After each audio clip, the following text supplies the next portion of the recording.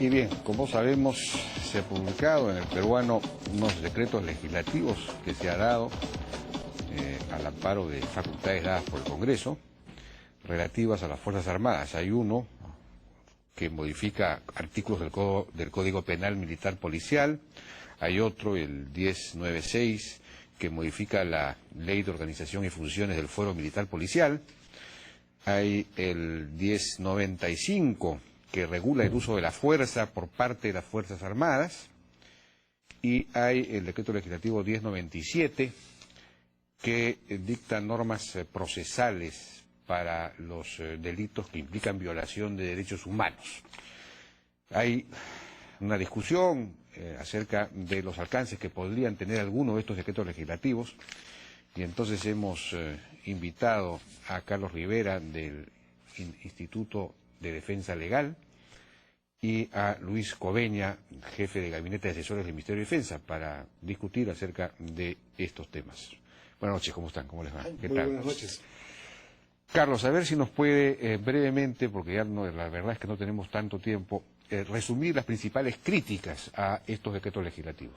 Mira, en realidad yo creo que la principal crítica que hemos hecho es al decreto legislativo 1097, ¿no? ¿Ya? Y lo hemos calificado como creo que corresponde calificarlo como una amnistía encubierta para violadores de derechos humanos.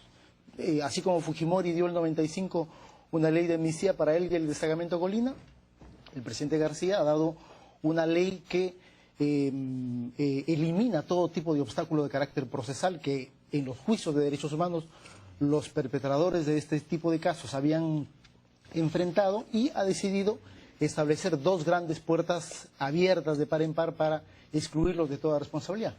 La primera dice que por el transcurso del tiempo, 18 o 36 meses, los procesos van a ser archivados, sin tener en cuenta la particular complejidad que tienen este tipo de casos. Es decir, si han pasado 36 meses sin que se inicie el juicio. Sin que se inicie un juicio, ¿no es cierto? Sabiendo perfectamente que en todos los casos, absolutamente en todos los casos, el tiempo de instrucción y de juzgamiento es obviamente mucho más superior porque se han ocultado pruebas, porque son delitos complejos, en fin, toda la naturaleza que ese tipo de crímenes establece. Si eso ocurre, el juez debe determinar un archivamiento definitivo de la causa judicial.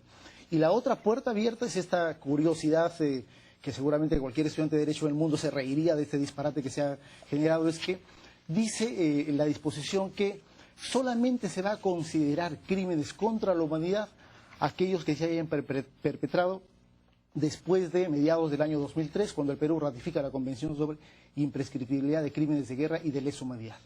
Consecuentemente, ¿qué cosa es lo que ocurre? Es decir, los crímenes del pasado, el crimen del Frontón, en el que creo que ha habido mucho interés de descalificarlo de esa manera, los crímenes de Alberto Fujimori, por los cuales está condenado, por lo tanto, no serían crímenes contra la humanidad. Y, consecuentemente, son delitos prescriptibles. Y, consecuentemente, los procesados o los investigados podrán solicitar que se declare prescritos esos crímenes con la finalidad de cerrar definitivamente y archivar definitivamente las causas. Por eso decimos, es una ley de amnistía encubierta que beneficia ¿a quién? A los miembros del destacamento Colina, violadores de derechos humanos, al presidente García, Luis Gianpietri, Agustín Mantilla y al mismísimo Alberto Fujimori. Señor doctor Coveña, ¿cuál es su respuesta a estas críticas? Es lamentable que se haga, como dice Gastón Acurio, un menú fusión de las leyes. El Perú, en el año 2003, y esta es la transcripción del debate que se produce en el Congreso de la República, efectivamente ratifica el Tratado sobre no prescriptibilidad de delitos de lesa humanidad con una declaración que dice exactamente lo siguiente: de conformidad con el artículo 103 de su Constitución Política del Estado, se adhiere a la Convención sobre no prescriptibilidad solo para aquellos casos que se ocurran con posterioridad a la fecha en que entre en vigor para el Perú esta declaración. ¿Eso dice ahí? Esto dice aquí. La firma el presidente Toledo. Este es el debate constitucional. Acá está el diario de debates del Congreso, que se lo dejo también, que lo dice. Lo dice el año 2003, un oficio del Ministerio de Relaciones Exteriores que dice, cuando entregan el instrumento de ratificación, que esto entra a vigir al Perú a partir de que su entrada en vigor, pero además se ha dicho durante toda esta semana que eso atenta contra lo que decían los tratados internacionales. esta es la hoja que acabo de descargar de la página web de Naciones Unidas, en donde consta la declaración del Perú, que está acá, en inglés. Y además, una serie de países han declarado de manera similar. Y nuestra declaración es similar a lo que establece México. Pero ahí no queda la cosa. El Tribunal Constitucional ha señalado con respecto a este tratado lo siguiente, que la relación entre el tratado y la resolución legislativa que lo aprueba es de naturaleza indisoluble. Pues así como la resolución legislativa por sí carece de contenido jurídico, el tratado sin aquella tampoco forma parte del proceso de celebración por parte del mismo Estado. Es decir, si el Perú ejerce su derecho soberano a expresar una declaración que está contenida y aceptada internacionalmente, nadie lo puede cuestionar. Y lo que se ha hecho acá es confundir a lo largo del tiempo con estas declaraciones. Se ha dicho que la Corte Internacional no tiene, pero además en esta misma sentencia, en el punto 15 del Tribunal Constitucional, no otro, sino el Tribunal Constitucional de nuestro país dice, la Convención sobre no prescriptibilidad de los crímenes de guerra y crímenes de lesa humanidad entró en vigor para el caso del Estado peruano el 9 de noviembre del 2003. ¿Qué se ha hecho con esta incorporación? Como hay una confusión generada por grupos de interés respecto a este tema, se ha precisado la vigencia de esta norma para que sea de aplicación constitucional conforme a nuestro ordenamiento jurídico. De acuerdo. Carlos, ¿cuál sería su...? Mira, a mí me sigue pareciendo un disparate jurídico ese argumento. ¿Por qué razón? El artículo primero de esa convención de 1968, Jaime, dice lo siguiente. Los crímenes siguientes, y habla del asesinato, la tortura, la violación sexual, que son calificables como imprescriptibles, dice, cualquiera sea la fecha en la que se hayan cometido. Eso es lo que dice el artículo primero de la Convención sobre imprescriptibilidad de crímenes de guerra y lesa humanidad.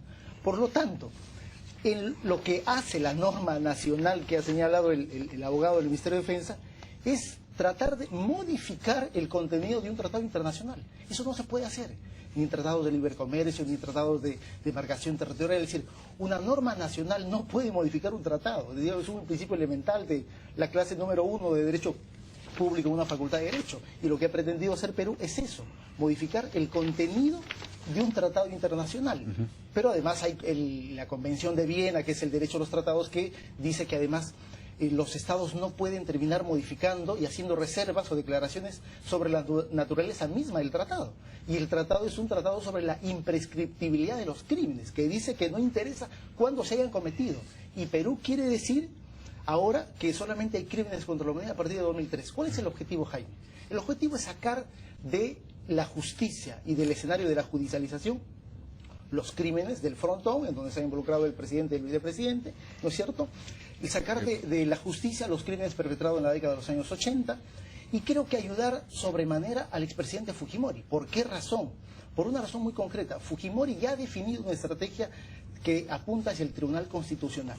Y esta norma lo que hace es servirle en bandeja de plata una crítica a la legalidad de la sentencia dictada por el Tribunal del presidente San Martín.